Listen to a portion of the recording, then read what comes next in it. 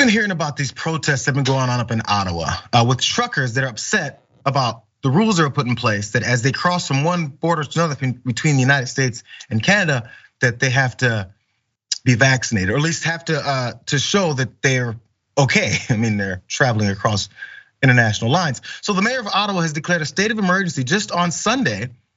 And this is after more than 7 straight days of these truckers, as we've been hearing about, blowing horns, harassing citizens in the middle of this, putting up a protest for this rule that was put in place. So they call themselves the Freedom Convoy. And after they implemented that law, they're now still very upset about all this. So first off, according to Prime Minister Justin Trudeau, the unvaxxed minority is angry and very loud. Let's watch this anger and loudness that they've been up to.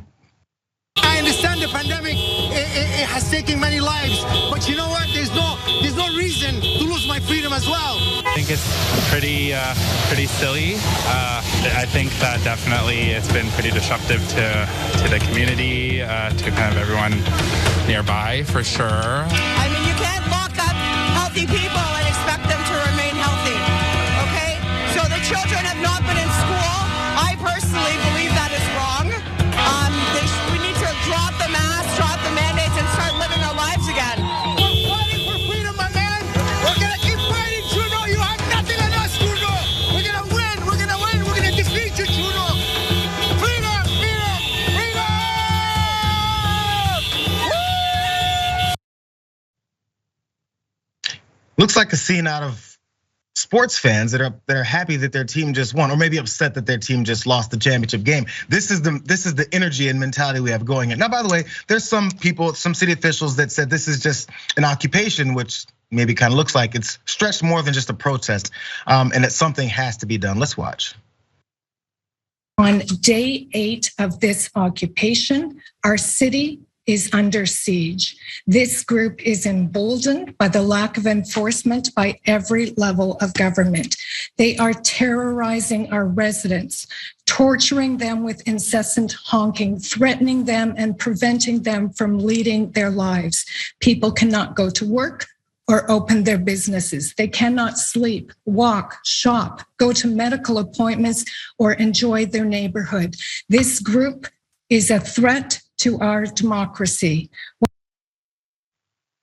I want you guys to go back to thinking about what their purpose was: to protest these vaccine mandates before they drive across international lines, and to get back to life as usual. Now think about those things that they've been disrupting about life back to normal. Is that what they're accomplishing here?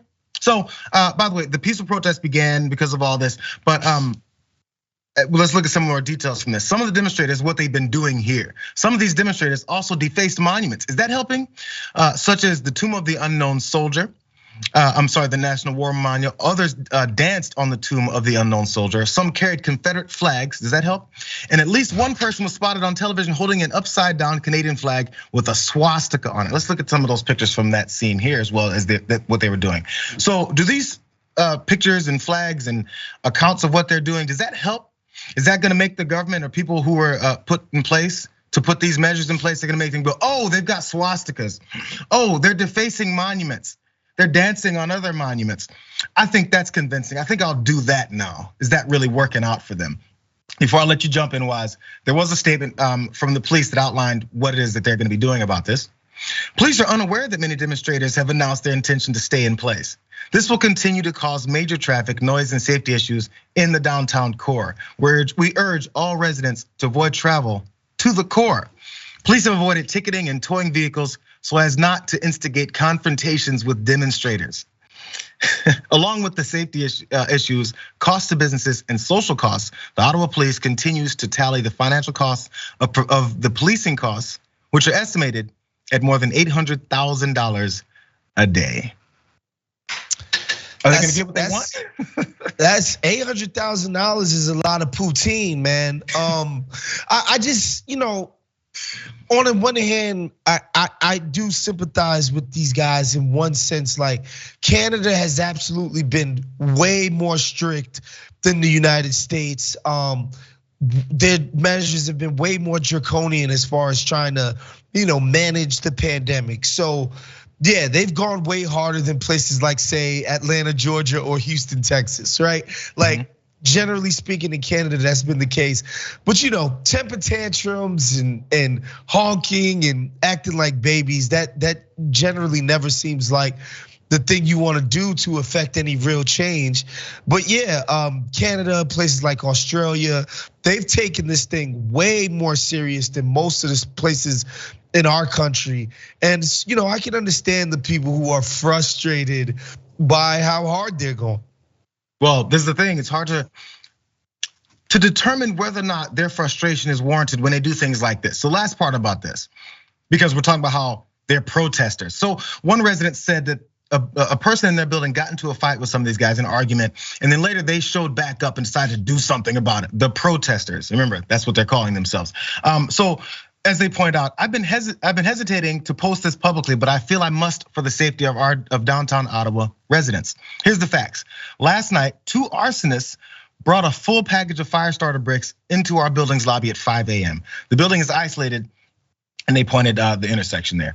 The next tweet they had, there was one of them taped up the door handles so that no one could get in or out of the building. This is the most insidious part of the experience besides the lighting of the fire. So after a night of blaring horns and fireworks until 4 a.m., some residents had yelled and pleaded with protesters outside to stop. As the fire was being lit, a tenant walked by and nervously asked who they were. One admitted being part of the convoy protest. So they're lighting fires on buildings, taping up doors, because that's gonna get you somewhere. That's productive. Maybe arson and murder will help you get there. Yeah, I don't understand the commission of crimes as a form of getting people to relax, shelter in place, mask mandates. They don't seem compatible as strategic works. But again, these people want to be heard. It's obviously a very loud and vocal minority. It feels like an overwhelming majority of the citizens are on board with the mandates and how the government has decided to manage the pandemic. But it only takes a few idiots to make a scene, and that's obvious here. Just the arson, come on. That's when authorities got to get involved, and these fools got to be held to account for stuff like that. See, that's what happens if you sit there and let them run rampant over the city for a month straight and go, I don't know, what can we do? Because they might get upset at me. They get more upset because the purpose here is to start more trouble. Now, they think that's how they get to their end means because, oh man, I can't believe they told me to get a vaccine. Hey, well, find a way around it outside of that. So why is it hurting innocent residents gonna help you get somewhere? And then once they get arrested, which there has been a few, arrested and charged with arson, they're gonna go, I can't believe the government's coming down on me and stopping me from committing crimes against other people, murdering in the name of what I believe in. That's your point now. That's where we've gotten. Because they tell them, hey, if you don't do this, you're losing your country, you're losing your livelihood, you're losing everything about yourself. And when people feel that they're falsely trapped in that kind of corner, they're like, I think I'm gonna kill. That's the idea of their freedoms being, taken away because they gotta wear, a thin piece of cloth over their mouth and nose when in public it's laughable. It's laughable and it's definitely dangerous.